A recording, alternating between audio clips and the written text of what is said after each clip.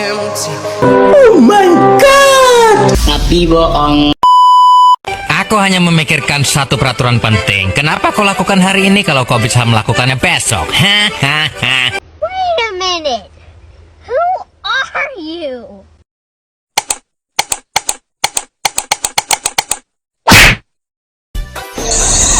Oke, daon nih. Aduh cekar ya. Perkenalkan, kami dari kelompok 6 akan menjelaskan tentang analisis input output perekonomian wilayah. Saya Kenji Rumanda selaku moderator untuk teman-teman saya. Yuni Pujiati. Saya Ayu. Baik, untuk materi yang pertama akan dijelaskan langsung oleh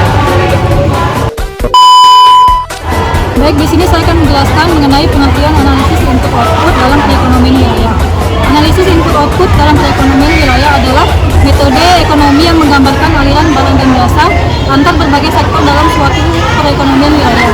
Ini seperti peta yang menunjukkan bagaimana setiap sektor ekonomi saling terhubung dan bergantung satu sama lain. Misalnya bagaimana sektor perekonomian pertanian menyediakan bahan baku untuk sektor industri makanan. Baiklah, saya akan menjelaskan tentang tujuan analisis input output. Yang pertama, memprediksi dampak. Misalnya, bagaimana peningkatan produksi mobil akan mempengaruhi permintaan baja, karet, dan komponen elektronik. Dan yang kedua, mengidentifikasi sektor kunci atau menemukan sektor yang paling berpengaruh dalam ekonomi wilayah. Dan yang ketiga, perencanaan ekonomi, membantu pemerintah dan perencana ekonomi membuat kebijakan yang tepat untuk pengembangan wilayah. Yang terakhir adalah analisis struktural atau memahami struktur ekonomi wilayah secara mendalam.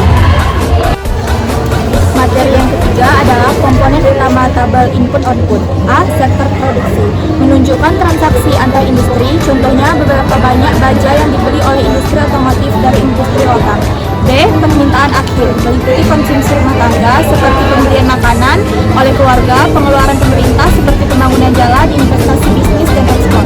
C. Input primer, termasuk upah pekerja, keuntungan perusahaan, pajak, dan impor. Ini menunjukkan nilai tambah yang dihasilkan oleh setiap sektor. Baik, saya di sini akan menjelaskan asumsi dasar analisis input output.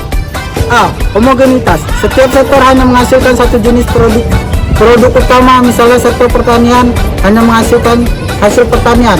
B. Proporsionalitas.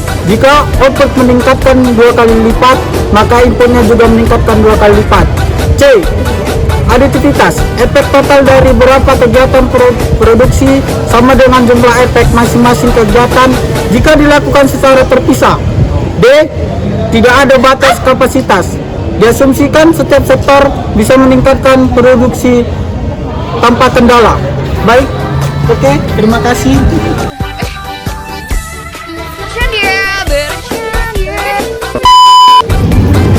Langkah-langkah analisis input dan output. Yang pertama, pengumpulan data, mengumpulkan informasi tentang transaksi ekonomi antar sektor. B. Penyusunan tabel, membuat tabel yang menunjukkan aliran barang dan jasa antar sektor.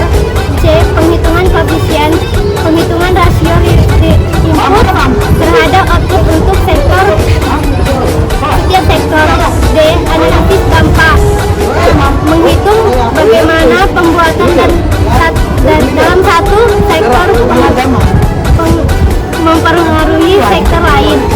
Yang kelima, interpretasi hasil, manfaat hasil untuk membuat kesempatan ekonomi. Baik, di sini saya akan menjelaskan tentang manfaat analisis input output. Yang pertama, perencanaan pembangunan. Perencanaan pembangunan adalah memperkirakan rencana pembangunan mana yang ingin diperbarui. Yang kedua,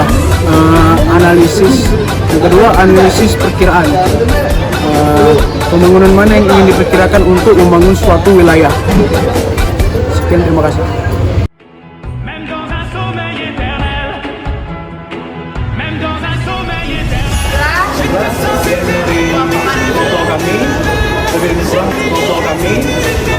Mohon maaf.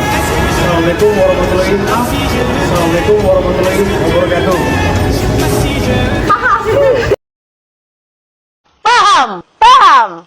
Paham?